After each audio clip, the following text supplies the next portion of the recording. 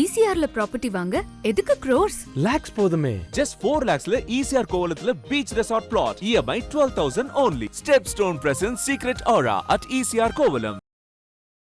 முதியவர் அவருக்கு மனு கொடுக்குறாரு, அந்த மனுக்கு ஒரு அக்னாலஜ்மெண்ட் கேட்குறாரு. அதை கொடுக்கறதுக்கு என்ன கஷ்டம்னு கேட்குறேன். ஓகேங்களா? அதுக்கு ஆள் வச்சு அடிப்பீங்களா?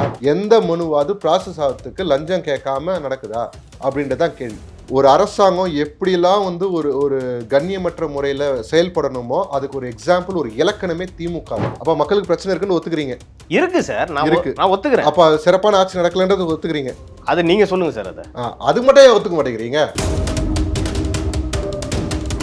முக்தார் மேல தப்பு நான் எங்க சொன்னேன்னா, அவர் ரிட்டர்ன் வீட்டுக்கு போய் சேர்ந்தாரா இல்லையான்னு பார்க்க வேண்டியதுதான் முக்தாரோட வேலைன்னு நான் சொன்னேன். நீங்களே இருங்க லெட் மீ கம்ப்ளீட். நான் அவர் தான் கொலை பண்றாருன்னு சொன்னேன். இல்ல அப்படி நான் எங்கேயுமே சொல்லவே இல்ல. அவர் ரிட்டர்ன் வீட்டுக்கு போய் சேர்ந்தாரா இல்லையான்னு பார்க்க வேண்டியது அவரோட வேலைன்னு தான், நான் கடமை தான் நான் சொன்னேனே தவிர, நான் சொல்றது கிளாரிட்டியா முதல்ல கேட்டுக்கோங்க, சரிங்களா? நீங்க நடிகர் விஜய் இன்னொரு தடவை சொன்னீங்கன்னா நான் உங்க மேல என்ன சொல்றது, நான் என்ன சார் சொல்றேன், இருக்கிறதா தான். அவர் நடிகர் இல்லைன்னு செய்தியில சொல்லிட்டாருங்க. ஜனநாயகன் படம் வருது இல்ல சார்? நீங்க அப்ப உங்களை திமுக சொம்பு தூக்கின்னு சொல்லிட்டுங்களா?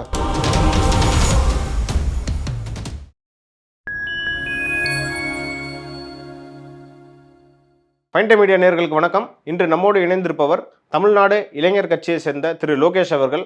வாருங்கள், அவரிடம் அரசியல் சார்ந்த பல்வேறு கேள்விகளை முன்வைக்கலாம். வணக்கம் சார். வணக்கம் பிரதர். சார், உங்களுடன் ஸ்டாலின் அந்த முகாம் நடந்துகிட்டு இருக்கு. அரசு சார்பில் மனுக்கள்லாம் வாங்கிட்டு இருக்காங்க.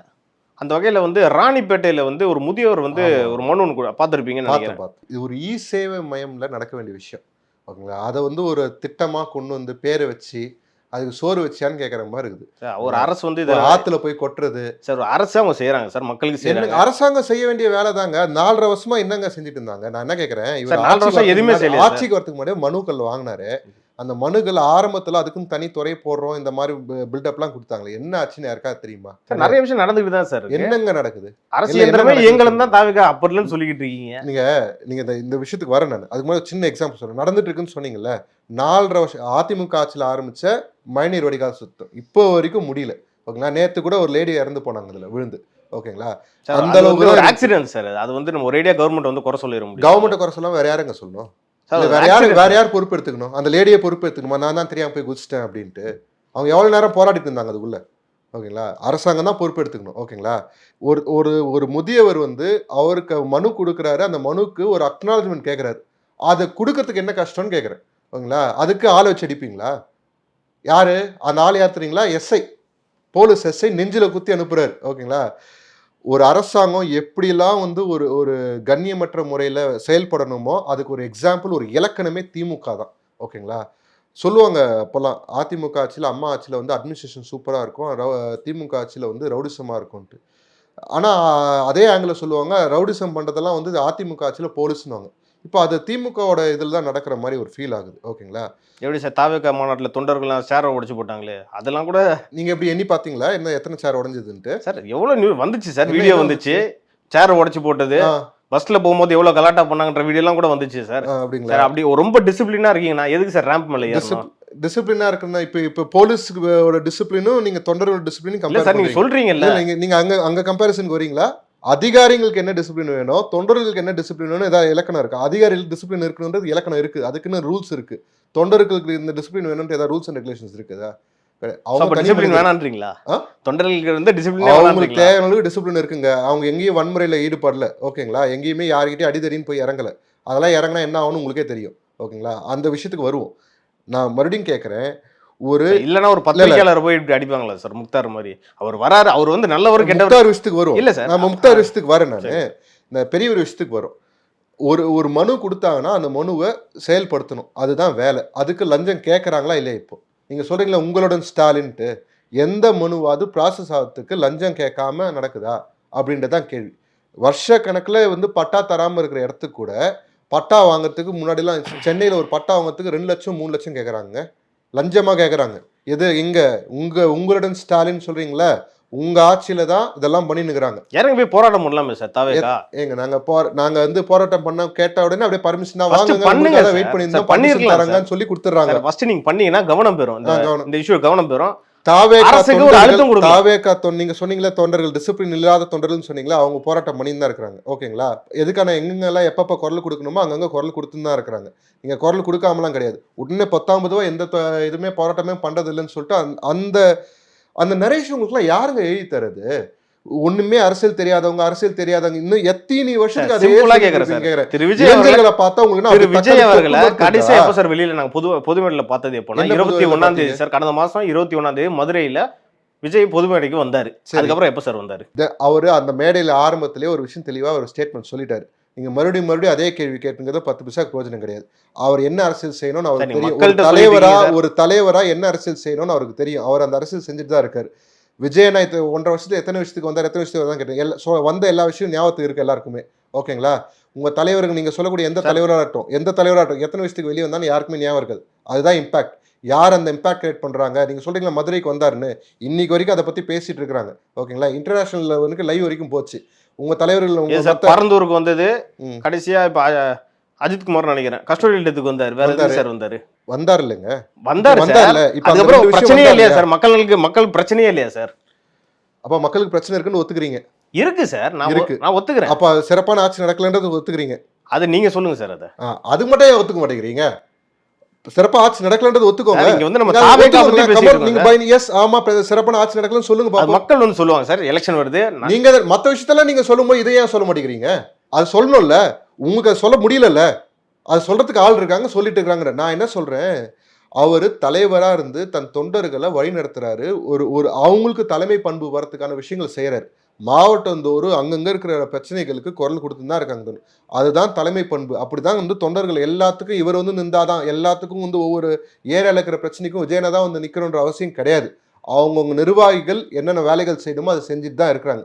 நீங்க சொல்ற இவங்களுக்கு நீங்க சொன்னீங்க இல்லையா, கார்பரேஷன் பிரச்சனைக்கு டே ஒன்லேருந்து கூட இருந்து தாவேக தொண்டர்கள் தாங்க. அதை வந்து அங்கே போராட்டம் இந்த இவங்களே சொன்னது. ஓகேங்களா, நீங்கள் தமிழ்நாட்டை எந்த போராட்டம் இன்னைக்கு எடுத்துக்கிட்டாலும் சரி, அதில் தாவேக்கோட பங்கு இருக்கும். ஓகேங்களா, ஆட்சிக்கு மத்திய ஆட்சிக்கும் மாநில ஆட்சிக்கு எதிரான எந்த போராட்டமாக இருந்தாலும் அதில் தாவேக்கோட பங்கு இல்லாமல் இருக்கவே இருக்காது. தாவேக்கோட தலைவர் நேரடியாக வரணுன்றது உங்கள் எதிர்பார்ப்பாக இருக்கலாம். ஓகேங்களா, எல்லா எதிர்பார்ப்பையும் வந்து அவரே வந்து ஃபுல்ஃபில் பண்ணும் அப்படின்னா தொண்டர்களோட அரசியல் பயிற்சின்னு ஒன்று இருக்குது. அந்த பயிற்சி போயிட்டு அந்த பயிற்சியில் தான் அவங்களாம் இருக்கிறாங்க. சரி, இது ஒரு பக்கம் போயிட்டு இருக்கும்போது திரு முக்தார் அவர்கள் அவரு வந்து அவர் என்னமோ அடிச்சுட்டாங்க புடிச்சிட்டாங்க அப்படின்னு சட்டை கூட கீழே அவருக்கு சொல்லக்கூடாது. இல்ல நம்ம நல்லவரோ கெட்டவரோ கண்ணியமா நடத்திருக்கலாமா? பில்டப் பண்ணாங்க சார், கண்ணியமா நடத்திருக்கலாம்ல சார்? என்னங்க கண்ணியம்? இதுக்கு மேல என்னங்க? நீங்க வராதீங்க, இங்க பிரச்சனை பண்ணாதீங்க, போங்கன்னு சொல்லி உள்ள அடிச்சிருக்கிறதா சொல்றாங்க சார். உள்ள அந்த அடிச்சிருக்கிறத தான் விஷுவல் வரல, அவர் துரத்துறத தான் விஷுவலா வந்திருக்கு. உள்ள அவர் வந்து தாக்கி இருக்கிறதா சொல்லியிருக்காங்க. என்ன ஏங்க இது வரைக்கும் நீங்க சண்டைக்கு போயிருக்கீங்களா? இது வரைக்கும் நான் ஏன் சார் போனோம்? இது வரைக்கும் சின்ன வயசுல போனதே கிடையாதா? சின்ன காலேஜ்ல போயிருக்கீங்களா? உங்க சட்டை கூட கசங்காம எங்கேயா சண்டை போட்டிருக்கீங்களா? சட்டை கூட கசங்காம எங்கேயா சண்டை போட்டிருப்பீங்களா? அவர் நீட்டா வர்றாரு, அப்படியே வெளியே வர்றாரு, தலைமுடி கூட கலையாம. ஓகேங்களா, அதுக்கப்புறம் தான் மாஸ்க் எடுத்து மாட்டுறாரு. ஏன் மூஞ்ச கட்ட மறுபடியும் பஞ்சாயத்து ஆயிடக்கூடாதுன்றனால. ஒரு இடத்துல டேப் ரிப்பேர் ஆகுது, பக்கத்துல தண்ணி வருது. இந்த டேப் ரிப்பேர் பண்ணுறதுக்கு ஆஃப் பண்ணிட்டு ரிப்பேர் பண்ணுறதுக்கான வேலையை பார்க்கணும். அதுக்குள்ள வந்து தண்ணி வரலன்னு சொல்லிட்டு ஒரு கவரேஜ் கொடுக்கணும்னு என்ன அவசியம்? அதுக்கு வந்து பஞ்சாயத்து அது வந்து வெளியில சொல்லவே கூடாதா சார்? அதுக்கு நீங்க கவுண்டர் கொடுங்க. எங்க அப்ப உண்மையா ரிப்போர்ட் பண்ணாங்க, அந்த சைடு டேப்ல தண்ணி வருது, இந்த சைடு ரிப்பேரா இருக்கு, அது ரிப்பேருக்காக ஆஃப் பண்ணிருக்காங்க. உண்மையா சொன்னோம், தண்ணியே எங்கேயுமே வரல, தண்ணி பஞ்சமாகுது. இப்படிதான் ரிப்போர்ட் சார். எவ்வளவு பேர் சொன்னாங்க பண்றவர் எப்படியான ஒரு நரேஷன் செட் பண்ணுவார்னு அங்க இருக்க தொண்டர்களுக்கு தெரியுங்க. அங்க இருக்க தொண்டர்கள் என்ன சொன்னாங்க, நீங்க இங்க இருந்து கிளம்பி போயிடுங்க, உங்களுக்குன்னு பத்திரிகையாளருக்கு ஒரு இடம் கொடுத்துருக்காங்க. தொண்டர்கள் தான். என்ன பிரச்சனைனா, அவர் மேற்கொண்டு அதை செஞ்சுட்டு இருந்தாருன்னா மேற்கொண்டு அது இன்னும் வன்முறையா ஆயிடக்கூடாதுன்ற ஒரு பாயிண்ட் ஆஃப் வியூ தான் அது பண்ணுது. நீங்க இதெல்லாம் சொல்றீங்களே, அவர் கூட ஒருத்தர் வந்து அவர் வந்து யார் வேலூர்ல கஸ்பால இருந்து ஒரு பையனை கூட்டு போயிருக்கிறார். மதன்ற பையனை கூட்டு போயிருக்கிறார். அந்த பையன் இறந்துட்டு இருக்கிறான். ஓகேங்களா, அந்த பையன் ரிட்டர்ன் வரும்போது திருச்சியில எங்கேயோ சாப்பிட்றதுக்காக நிப்பாட்டதான் சொல்றாங்க. அவங்க கூட வந்தவங்களாம் வந்து அவர் தேடி பார்த்துட்டு கிடைக்கலன்னு சொல்லி கிளம்பிட்டாங்கன்ற மாதிரி சொல்றாங்க. அது எப்படி கிளம்பினாங்கன்ற எனக்கு ஒரு பாயிண்ட் ஆஃப் வியூ, எனக்கு அங்கேயே ஒரு டவுட் இருக்கு. பட் இருந்தாலும் முக்தார் தான் கூட்டு போயிருக்காப்ல. 19 முக்தார்னு சொல்ல முடியாது, ஏன்னா அவங்களுக்குள்ளே ஏதாவது பிரச்சனை நடந்திருக்கலாம். என்ன பிரச்சனை? நண்பர்களுக்குள்ளே. ஏன்னா அவர் தனியா வரல, அவர் ஃப்ரெண்ட்ஸோட தான் வந்திருக்காரு. இப்போ வந்து பிரேத பரிசோதனை முடிஞ்சிச்சு, திருச்சியில முடிஞ்சுட்டு தான் வேலூர்ல கொடுத்துருக்காங்க. பிரேத பரிசோதனை எதுவும் தப்பான இது இருந்துச்சுன்னா அது வரப்போகுது. ஓகேங்களா, ஆனா ஆக்சிடென்ட்ல இறந்த மாதிரி தான் சொல்றாங்க. பட் பாயிண்ட் என்னன்னா, முக்தார் கூப்பிட்டு போயிருக்காருன்றது பாயிண்ட். அது வந்து அவங்க அண்ணன் இறந்தவரோட அண்ணன் வந்து கம்ப்ளைண்ட் கொடுத்துருக்காரு. ஓகேங்களா, விஷயம் வெளியே வரட்டும். நீங்க வந்து அவர் வந்து அடிச்சிட்டாங்க, புடிச்சிட்டாங்க, புதைச்சிட்டாங்க அப்படின்லாம் சொல்றீங்களா? இப்ப என்ன பண்ணிக்கிறாரு? அவர் கூட வந்தவர் ஒருத்தர் வந்து பத்திரமா கூட்டு வந்தவர் திருப்பி பத்திரமா கூட்டு போனது யார் கடமை? அவர் கடமை தானே. அவர் கடமை தானே. அவர் யாரா வேணா இருக்கட்டும், பொறுப்பானவர். அவர் ஒரு விஷயத்தை ரிப்போர்ட் நேர்மையா ஏன் நேர்மையை ரிப்போர்ட் பண்ண வேண்டியதானே? கூட வந்தவருக்கு என்னாச்சு ரிப்போர்ட் பண்ண வேண்டியதானே? ஏன் தைரியம் தான் அதுக்கு ஒரு வீடியோ போட சொல்லுங்க சார். அவர் நிறைய பேரை கூப்பிட்டுருக்கலாம் சார். கூட வந்தவர் திருப்பி எப்பா இத்தனை பேர் என் கூட வந்தாங்க, இவங்க எல்லாம் கரெக்டா ஊருக்கு போய் சேர்ந்துறான்னு பார்க்க வேண்டியது யாருங்க பொறுப்பு? எங்க கூட பசங்க வந்தாங்கன்னா அவங்க ஒவ்வொருத்தரும் வீட்டுக்கு போன அப்புறம் மெசேஜ் அனுப்புற வரைக்கும் நாங்க தூங்க மாட்டோங்க. அப்படிதாங்க இருக்கணும். அது என்னங்க இது ஒருத்தன் சட்டையே போயிருக்கான், அதை பத்தி எதாவது பேசுறதுக்கு துப்பு கிடையாது. என்ன அடிச்சிட்டாங்க புடிச்சிட்டாங்க, சட்டை கூட கலையாம எங்க அடிச்சிருப்பாங்க? ஒரு லாஜிக்கோட பேசுவோம். பத்திரிக்கையாளர்னா நாங்க ரெஸ்பெக்ட் தரோம், உங்களுக்கு இடம் கொடுத்துருக்கோம், அங்க போங்க. 600 பாஸ்க்கு மேல கொடுத்துருக்காங்க. அந்த இடத்துல போயிட்டு நீங்க நியூஸ் கவரேஜ் பண்ணுங்க. இங்க ஏதாவது உண்மையிலே இஷ்யூ இருக்குதா, அந்த இஷ்யூவை உண்மையா அட்ரஸ் பண்ணுங்க. உங்களுக்கு இந்த டேப் உடஞ்சி போயிருக்கு, அந்த டேப்பை ரிப்பேர் பண்ணதுக்கு நம்ம ஒரு அந்த கேப்ல அந்த டேப் யூஸ் பண்ணிக்கலாம் அது அப்படின்னு ஒரு அந்த மாதிரி உண்மையை கவரேஜ் கூட பண்ணலாம். தண்ணியே வரல, இதுவே வரலன்ட்டு பொய்யா அடிச்சு விடுறது, அங்க உட்காந்து ஒரு வன்மத்தை உருவாக்குறது. விஜயனாவோட தொண்டர்கள் இருக்கிற இடத்துல விஜயனாவோட அவதூற பரப்புனாங்கன்னா அங்க என்ன மாதிரி ரியாக்ஷன் வரணுமோ அதோட பல மடங்கு கம்மியா. பவுன்சர் விஷயத்தை பெருசாக்குனீங்க. இப்ப முக்தாருக்கு எதிராக நீங்க செயல்படுறாருன்னு சொல்றீங்க. இங்க இவ்வளவு பெரிய ஆக்சிடென்ட் நடந்திருக்கு, ஒரு பையன் ஒருத்தர் வந்து மர்மமான முறையில இறந்துருக்காருன்னு சொல்றீங்க. நீங்க அதை பெருசாக்க மாட்டீங்க. அப்ப உங்களுக்குள்ள ஏதோ நான் என்ன கேட்கறேன், இந்த நியூஸ் வந்து அந்த பையன் இறந்துட்டதா வந்திருக்கு நியூஸ் நக்கீரன்ல இப்பதான் வந்திருக்கு. ஓகேங்களா? இதுக்கப்புறம் தான் அந்த நியூஸ் விஷயங்களை பத்தி போலீஸ் ஸ்டேஷன் கம்ப்ளைண்ட் போயிருக்குது. அது விஷயம் வெளியே வரட்டும். விஷயம் முழுசா வெளியே வராம இப்ப நம்ம என் பாயிண்ட் ஆஃப் வியூ நான் சொன்னேன். இதுல முக்தார் மேல தப்பு நான் எங்க சொன்னேன்னா, அவர் ரிட்டர்ன் வீட்டுக்கு போய் சேர்ந்தாரா இல்லையான்னு பார்க்க வேண்டியதுதான் முக்தாரோட வேலைன்னு நான் சொன்னேன். நீங்களே இருங்க லெட் மீ கம்ப்ளீட். நான் வந்து அவர் தான் கொலை பண்றாருன்னு சொன்னேன். இல்ல அப்படி நான் எங்கேயுமே சொல்லவே இல்ல. அவர் ரிட்டர்ன் வீட்டுக்கு போய் சேர்ந்தாரா இல்லையான்னு பார்க்க வேண்டியது அவரோட வேலைன்னு தான் நான் கடமை தான் நான் சொன்னேனே தவிர அவர் தான் அந்த கொலைக்கு காரணம் நான் எங்கேயுமே சொல்லல, அக்யூஸ் பண்ணல. நீங்க அவரை அடிச்சில்ல, நீங்க துரத்திட்டீங்க. அவரை போங்கன்னு மரியாதை அனுப்பிச்சு வச்சோம். அதுக்கும் துரத்துக்கும் நிறைய வித்தியாசம். துரத்துறதுனா வேற. ஓகேங்களா? நீங்க அந்த கூட்டத்துல இல்ல, அங்க கூட்டத்துக்குள்ள போய் நின்றா உங்களுக்கு தெரியும் அந்த ஃபீல் என்ன இருக்கும்ட்டு. அவங்க வந்து நீங்க அவர் என்ன மைண்ட் செட்ல இருந்தாருன்னு வேணா கேட்டிருக்கலாம். ஓகேங்களா? அவர் கேட்கலன்றதும் எந்த ப்ரூஃபும் இல்ல. ஃபர்ஸ்ட் நீங்க நான் மறுபடியும் சொல்றேன், எல்லா அரசியல் கட்சிக்குமே கூட்டங்கள் ஒரு காலத்துல வந்திருக்கும், நேச்சுரலா வந்திருக்கும். இன்னைக்கு காசு கொடுத்து தான் கூட்டு வராங்க. இப்ப நேச்சுரலா வந்த கூட்டத்தை பார்த்திருக்க மேபி வாய்ப்பு, இந்த கூட்டமா கலந்திருக்க வாய்ப்பு இருக்கு. இன்னைக்கு இருக்க நடிகர் விஜயை பார்க்க வந்திருக்கலாம். நான் சொல்றது கிளாரிட்டியா முதல்ல கேட்டுக்கோங்க. சரிங்களா? நீங்க நடிகர் விஜய் இன்னொரு தடவை சொன்னீங்கன்னா நான் உங்க மேல வந்து என்ன சொல்றது, நான் என்ன சார் சொல்றேன், இருக்கிறதா தான். அவர் நடிகர் இல்லைன்னு ஸ்டேஜ்ல சொல்லிட்டாருங்க. ஓகேங்களா? 2 தடவை சொல்லிட்டாரு, எனக்கு வேற தொழில் இல்லைன்னு சொல்லிட்டாரு. இதுக்கப்புறம் என்னங்க நடிகர்? ஜனநாயகன் படம் வருது இல்ல சார்? நீங்க அப்ப உங்களை வந்து திமுக சொம்பு தூக்கின்னு சொல்லிட்டுங்களா? 200 ரூபாய் யூபின்னு சொல்லிட்டுங்களா? சார் நான் இருக்கிற மக்கள் நான் அப்படி சொல்றேன். இருக்கிற உண்மையதாங்க நானும் சொல்றேன். நீங்க டிஎம்கே தாங்க சொம்பு தூக்கி நிக்கிறீங்க. இல்ல சார், நான் இருக்கிறதா தான் சொல்றேன். நானும் கமெண்ட்ல இருக்கதாங்க சொல்றேன். உங்க கமெண்ட்ல போய் பாருங்க, உங்களை அப்படிதான் சொல்றாங்க. சொல்லிட்டு அது பிரச்சனை இல்ல சார், நான் இருக்கிறதா நான் சொல்றேன். அப்படி சொல்றாங்கன்னு நான் சொல்றேங்க. ஓகேங்களா? நான் அதான் சொல்றேன். அவர் அரசியலுக்குள்ள வந்தாச்சு. ஓகேங்களா? He is no more an actor, he is a politician. அதை நீங்க மைண்ட்ல வச்சுக்கோங்க. ஓகேங்களா? அடுத்த தடவை இந்த மாதிரி வந்து கிராமட்டிக்கல் மிஸ்டேக்ன்ற பேர்ல வேணுனே வந்து மிஸ்டேக் பண்ணாதீங்க. he is a politician. ஓகேங்களா?